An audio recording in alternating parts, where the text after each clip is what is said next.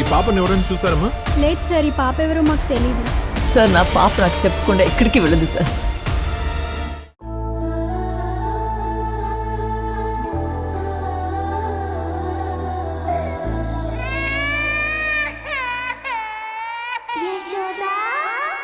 కానీ ఆ సుబ్బరాజుకి పుట్టిన బిడ్డని ఈ ఇంటికి తీసుకొచ్చి నీ కూతురుగా పెంచుకుంటుంటే మన ఇంటి పరువేమవుతుందో ఆలోచించు కాస్త.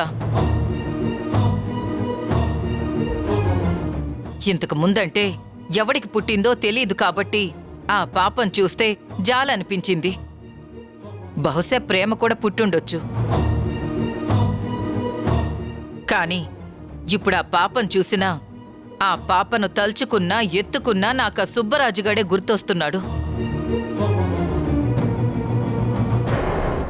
పక్కనుడి పిల్లల్ని తీసుకొచ్చి నీ పిల్లలుగా పెంచుకునేంత గొప్ప గుణం నీకుందేమో కాని నా వల్ల అయితే కాదు. నా కొడుకు పిల్లల్ని మాత్రమే నేనెత్తుకుంటాను, ముద్దు చేస్తాను, వాళ్ళకి ఎలాంటి సేవలైనా చేస్తాను. ఇది నీ మనసు హర్ట్ అయినా వేరే వాళ్ళ మనసు హర్ట్ అయినా నాకు అనవసరం. నేను ఉన్నది ఉన్నట్టుగానే చెప్తాను. ఇందులో దాపరికాలేం లేవు.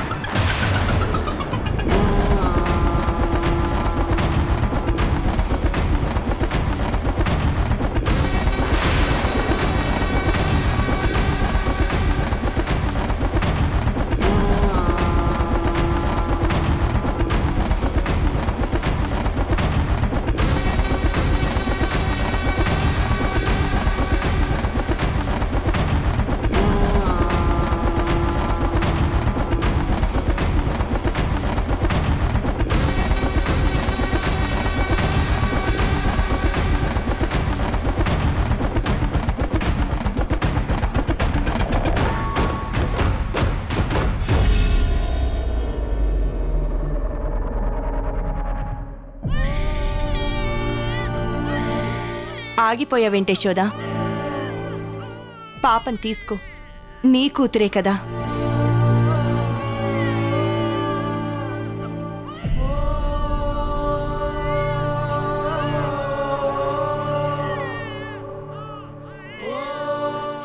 ఏంటి అలా చూస్తున్నారు అందరూ? నేనేంటి పాపం తీసుకొచ్చాను అనుకుంటున్నారా? నేను నిజంగానే పాపనిచ్చేయడానికే వచ్చాను.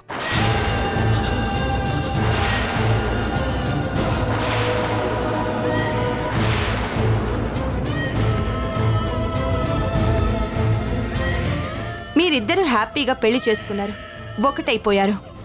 అందుకని మీకొక బర్త్డే గిఫ్ట్ ఇద్దామనుకున్నాను.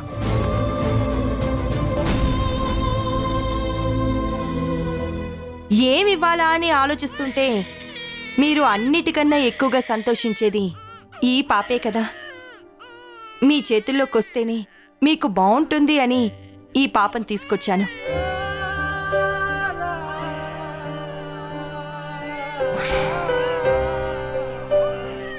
నాకంటే ఎక్కువగా నా కూతురు ఈ పాపని మీ దగ్గరికి చేర్చడానికి చాలా సంతోషించింది.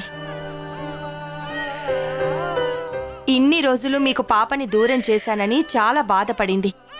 నీ వల్లే తనకి తల్లి ప్రేమ తెలిసిందని నీ గురించి చాలా గొప్పగా చెప్పింది.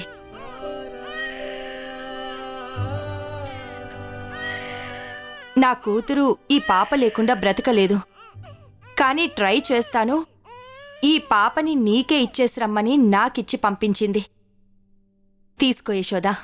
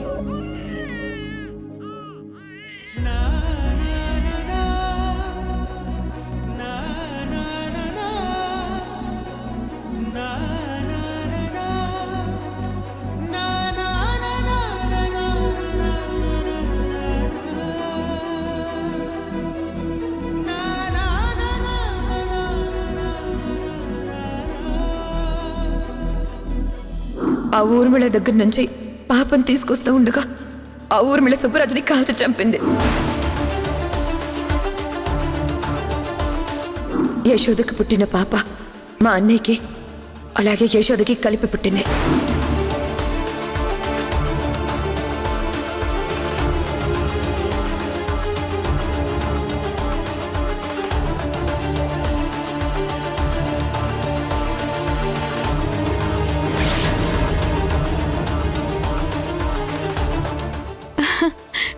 నందా చూసావా పాప ఎంత బాగా నవ్వుతుందో?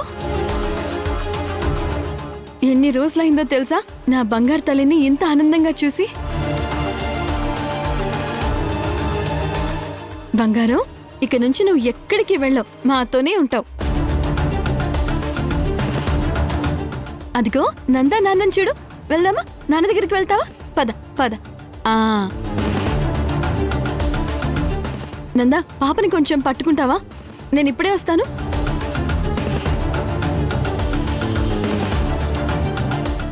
ఏమైంది నందా, ఏం ఆలోచిస్తున్నావు? ఏం లేదు యశోద.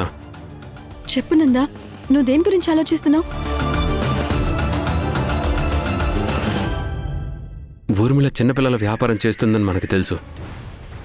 అది కూడా బాగా తెలివిగల వాళ్ళ అంశాలను తీసుకొని, అందమైన వాళ్ళ అంశాన్ని తీసుకొని, లేదంటే స్పోర్ట్స్ మ్యాన్ల అంశాన్ని తీసుకొని, గొప్ప గొప్ప రాజకీయ నాయకుల అంశాన్ని తీసుకొని ఇలా పిల్లల్ని పుట్టించి కోట్లకు అమ్ముకుంటుంది. అలాంటప్పుడు ఊర్మిళ సుబ్బరాజ్ శాంపుల్ ఎందుకు తీసుకున్నట్టు యశోద?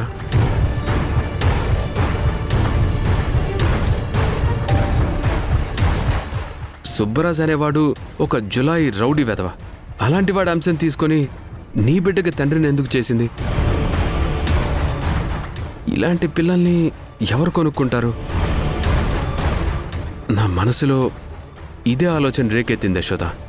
అంటే నువ్వు పాప ఆనందంగా ఉందనే విషయం పట్టించుకోకుండా ఆ సుబ్బరాజ్ గురించి ఆలోచిస్తున్నావా? చెప్పు నందా. అవును యశోద, సుబ్బరాజే పాపకు తండ్రి అన్న మాట నా మైండ్లో నుంచి పోవట్లేదు. ఎందుకంటే ఊర్మిళ గురించి నాకు బాగా తెలుసు. తన బిజినెస్లో చిన్న పొరపాటు జరిగినా ఊర్మిళ సహించదు. అలాంటి ఊర్మిళ సుబ్బరాజ్ అంశతో పిల్లల్ని ఎందుకు కనిపించింది? అదే నాకు అంతు చిక్కని ప్రశ్న. ప్లీజ్ నందా, ఇక ఆ సుబ్బరాజ్ టాపిక్ మళ్ళీ మళ్ళీ తీసుకురాకు. నాకేదోలా ఉంది. తనెందుకు చేసిందో మనకు అనవసరం. కానీ ఈ పాప అయితే నా బిడ్డే. నువ్వు నేనిప్పుడు ఆలోచించాల్సింది ఒకే ఒక్క విషయం గురించి నందా. ఊర్మిళ పాప కోసం ఎంత దూరమైనా వెళుతుంది. నీరజ నుండి పాపం తీసుకుని వచ్చినప్పుడు మన జీవితాన్ని ఎంతలా నాశనం చేయాలని చూసిందో నీకు తెలుసు.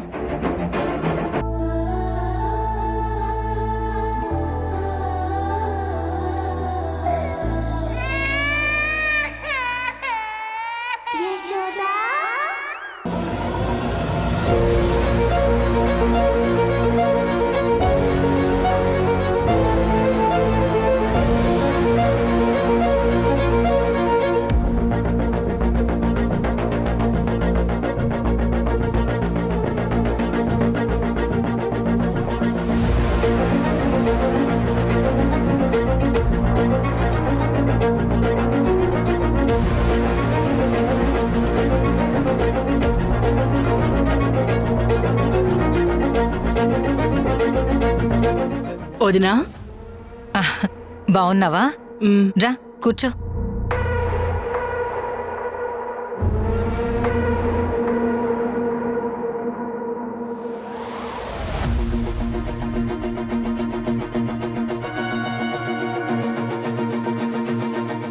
ఏంటి రామలక్ష్మి, ఏదో హడావిడిగా ఉన్నట్టున్నావు? అవునొదినా, ఒక ముఖ్యమైన విషయం నీకు అన్నయ్యకి చెప్పి వెళ్దామని వచ్చాను. ఏంటది? మా అబ్బాయికి పెళ్లి కుదిరిందొదినా, మంచి సంబంధం. మా వాడు మీ వాడంత చదువుకోలేదని చాలా గొడవ పడేదాన్ని, బాధపడేదాన్ని. దేవుడి దయవల్ల మంచి సంబంధమైతే కుదిరించాడు.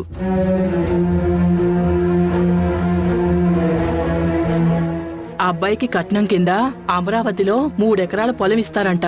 అవునా? పైగా ఒక్కతే కూతురు. ఆ అబ్బాయి ఉద్యోగం చేయాల్సిన అవసరం లేదొదినా. ఆ అమ్మాయి వాళ్ళ నాన్నకున్న ఆస్తిపాస్తులు చూసుకుంటూ ఆ 4 డబ్బులు వడ్డీ వ్యాపారం చేసుకుంటే సరిపోతుంది. రేపు పెళ్లి చూపులకి వెళ్ళాలొదినా. నువ్వు అన్నయ్య వస్తారేమోనని మా ఆయన అడగమంటే వచ్చాను.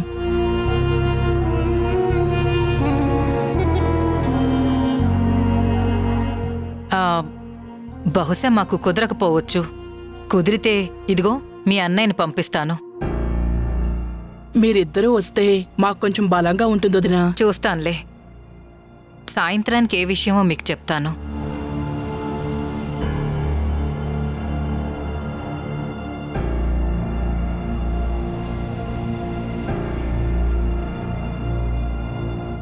తప్పుగా అనుకోనంటే ఓ మాటొదినా. ఏంటది? ఏమీ లేదొదినా, నిన్న మీరు రిసెప్షను పెట్టకుండా ఉండుంటే బావుండేది.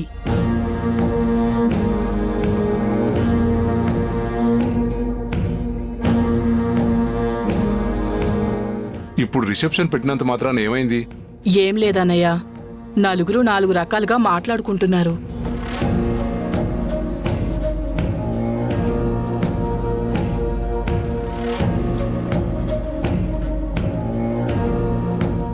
దేని గురించి? దేని గురించి అని తెలియనట్లు అడుగుతావేంటన్నయ్యా? నిన్న ఫంక్షన్కి మీ ఇంటికి ఎవరో చుట్టాలొచ్చారంట కదా. ఇప్పుడు మీ అబ్బాయి ఆడిస్తున్న పాప సుబ్బరాజుకి పుట్టిన పాపంట కదా.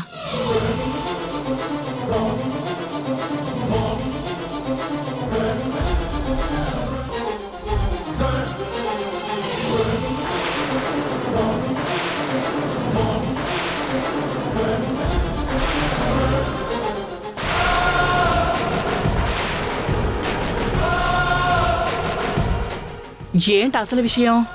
మీ వాడికంటే ముందు యశోదకి ఇంకొక పెళ్ళయిందా?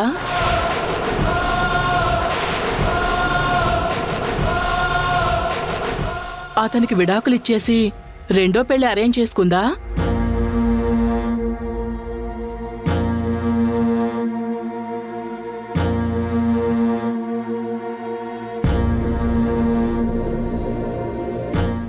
ఏ మాటకు ఆ మాటే వదినా. మీ వాడు మహారాజులా ఉన్నాడు, బానే చదువుకున్నాడు. నువ్వు గట్టిగా ప్రయత్నించుంటే మంచి సంబంధం వచ్చుండేది.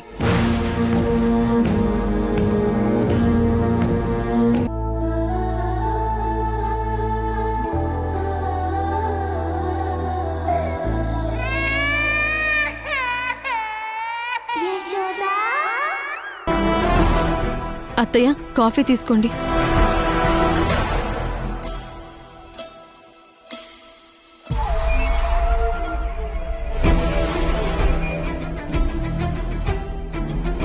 మీరెందుకిలా ఉంటున్నారో నాకు ఈ మధ్య అర్థం కాలేదు. నా మీద ఏమైనా కోపం ఉందేమో అనుకున్నాను, కానీ ఈ రోజంతా అర్థమైంది.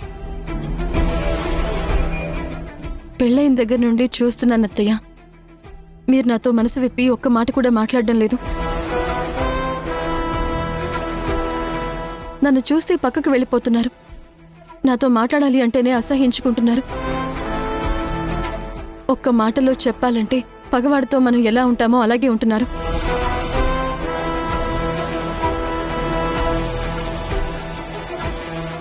నాకు తెలిసి నేనెప్పుడూ ఏ తప్పు చేయలేదత్తయ్య. నాకు తెలియకుండా అందరూ నా జీవితంతోనే ఆడుకుంటున్నారు. నా ప్రేమ గొప్పది అని నేను చెప్పనత్తయ్య.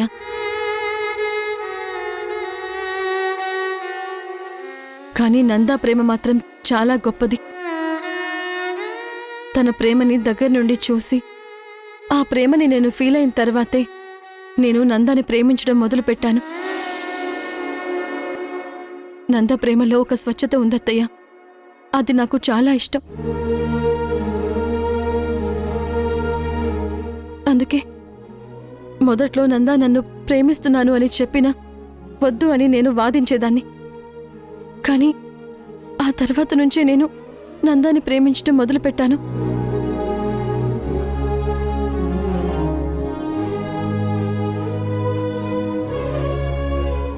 నాకు తెలియకుండా నా జీవితంలో జరిగిన తప్పులన్నిటినీ నందా పట్టించుకోకుండా నా వైపు నిలబడ్డాడు. అందుకే నందాకి నేను జీవితాంతం రుణపడి ఉంటాను అత్తయ్య. అదే వాడు చేసిన తప్పు. విన్నావుగా ఆ వచ్చిన ఆవిడ ఏమందో? వాళ్ళ కొడుకు ఎందుకు పనికిరాడని మేమందరం అనుకునేవాళ్ళం. అలాంటి వాడికి అంత గొప్ప సంబంధం వచ్చింది. నా కొడుకు దేశానికి ఉపయోగపడే అంత తెలివైనవాడు. వాడికి ఒక పిల్ల తల్లి భార్యగా వచ్చింది.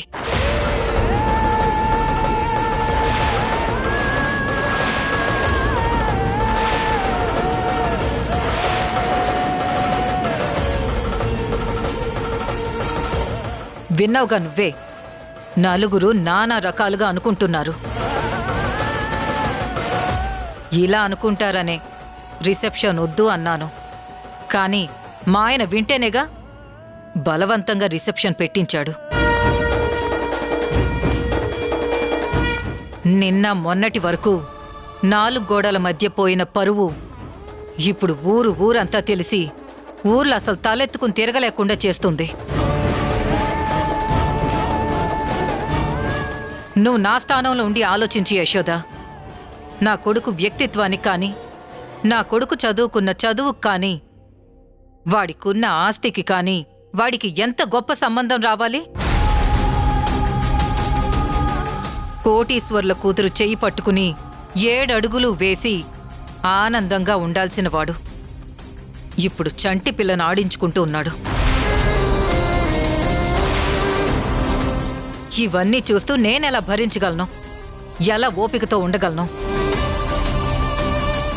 నీకేమో నీ పాప తప్ప నీ భర్త గురించి ఆలోచనే లేదు. ఒక్కసారి నీ పాపను పక్కన పెట్టి నీ భర్త గురించి ఆలోచించు. ఇప్పుడు నువ్వు ఒట్టి యశోదవి కాదు, నందగోపాల్ భార్యవి. నీ భర్త గౌరవం, ఇంటి గౌరవం కాపాడడం కూడా ముఖ్యమే. అంటే ఇప్పుడు నేనేం చేయాలత్తయ్య? బాగా ఆలోచించుకో. అసలు నేనేమనుకుంటున్నానో నీకే అర్థమవుతుంది. నా కొడుకు నిన్ను ప్రేమించాడు కాబట్టి తప్పక నేను నిన్ను అంగీకరించాను. అంతేకాని మిగిలిన విషయాలన్నింటికీ కాదు.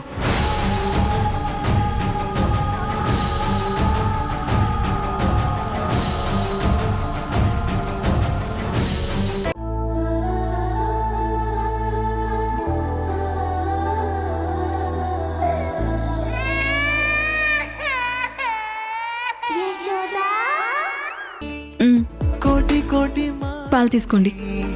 గొంతు దాటుతున్నవి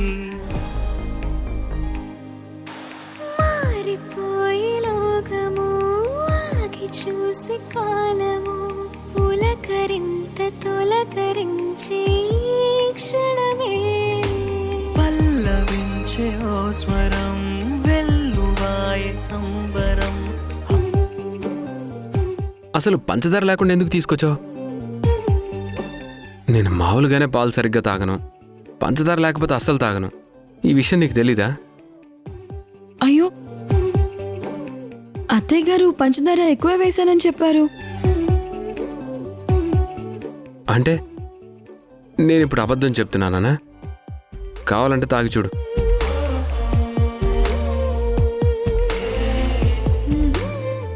బానే ఉన్నాయి కదా, తీగానే ఉన్నాయి. జోక్ చేయక యశోద. జోక్ కాదు నందా, నిజంగానే స్వీట్ గానే ఉన్నాయి. అవునా? ఇటు మరి.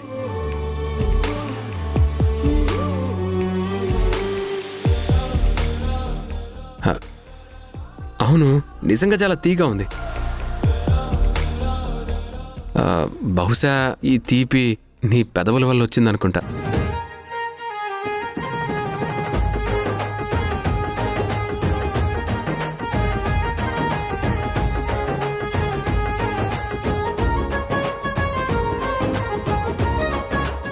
కొంచెం ఓవర్గా లేదు? ఆ, ఏం పర్వాలేదు. ఎంత ఓవర్ చేసినా నా పెళ్ళాం దగ్గరే కదా. ఆ, వద్దు అంటే చెప్పు, బయట వాళ్ళ దగ్గర చేస్తాను.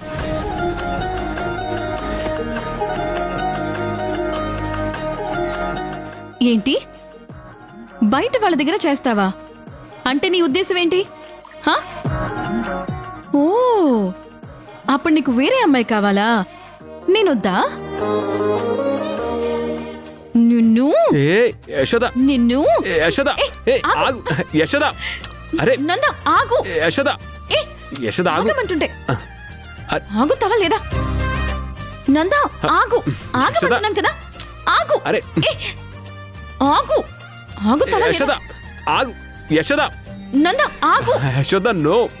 ఏ, యశోద ఆగమంటుంటే ఆగమంటున్నాను కదా, ఆగు.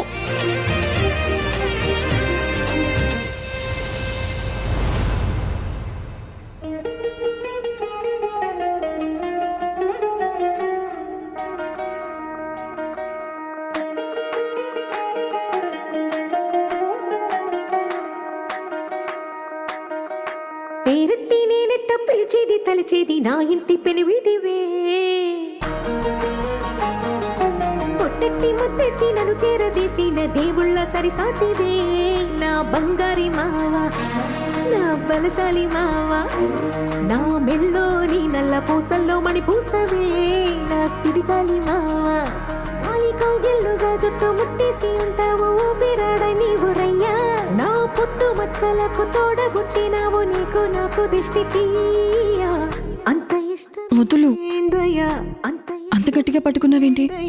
అంత ఇష్టమేందయ్యా నీకు వదలమని చెప్తున్నాను కదా, ఊపిరాడట్లేదు. ఊపిరాడకపోతే నేను అందిస్తాను కదా. ఎలా? కోసింత పొంజయని ఎలా అంటే ఇల్లుగా జుట్టు ముట్టేసి ఉంటావు ఊపిరాడ నీవు రయ్యా నా పుట్టు మచ్చలకు తోడబుట్టినావు నీకు నాకు దిష్టి తీయా అంత ఇష్టమేందయ్యా అంత ఇష్టమేందయ్యా అంత ఇష్టమేందయ్యా నీకు నా మీనా అంత ఇష్టమేందయ్యా నీకు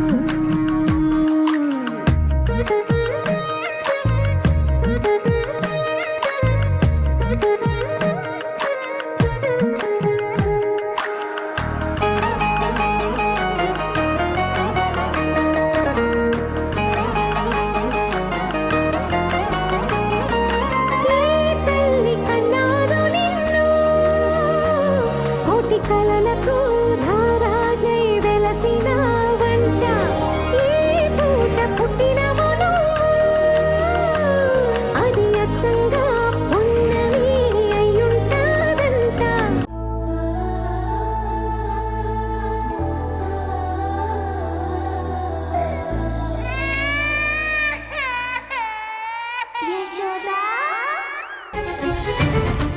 ఏమైంది నందా?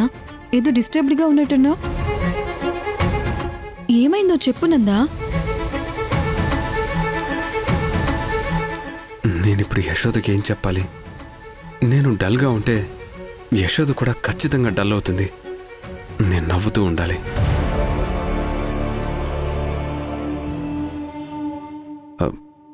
ఏం లేదులే యశోద.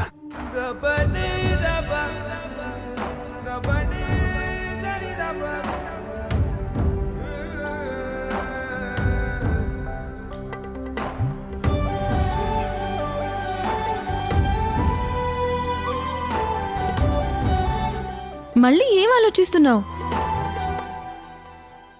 నువ్వు వచ్చిన తర్వాత నీతో తెల్లవారులు కబుర్లు ఎలా చెప్పాలా, నీకు ప్రేమని ఎలా పంచాలా అని ఆలోచిస్తున్నాను. అవునా? అయితే కబుర్లు మాత్రమే చెప్పుకుందామా? కబుర్లనే కాదు, మరేంటి? అంటే నీ కౌగిల్లో ఉండిపోవాలనుంది. ఉండిపోయి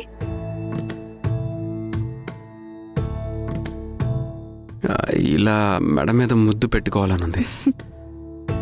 సదా నన్ను నడిపే నీ చెలిమే పూదారై నిలిచే ప్రతి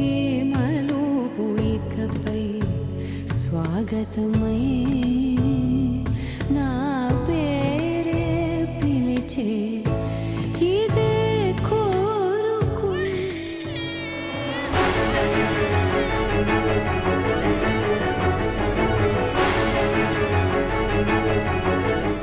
నందా పాప ఏడుస్తున్నట్టుంది.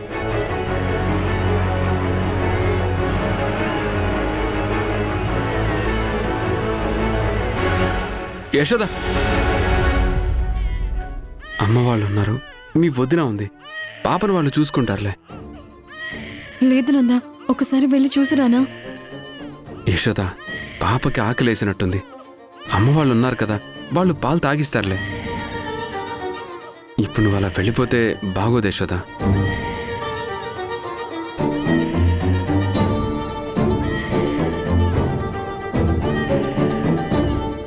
అమ్మ వాళ్ళకి తెలుసు కదా పిల్లల్ని ఎలా చూసుకోవాలో.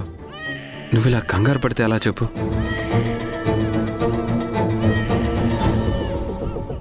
కూర్చో.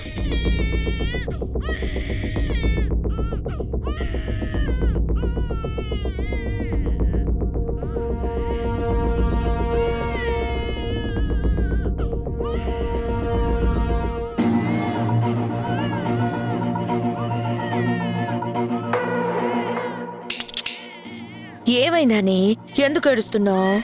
ఏమైంది చెప్పు.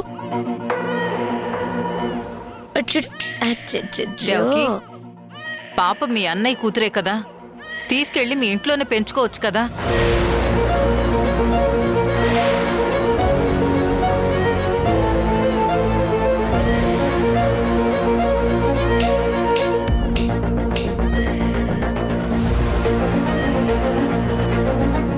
యశోద,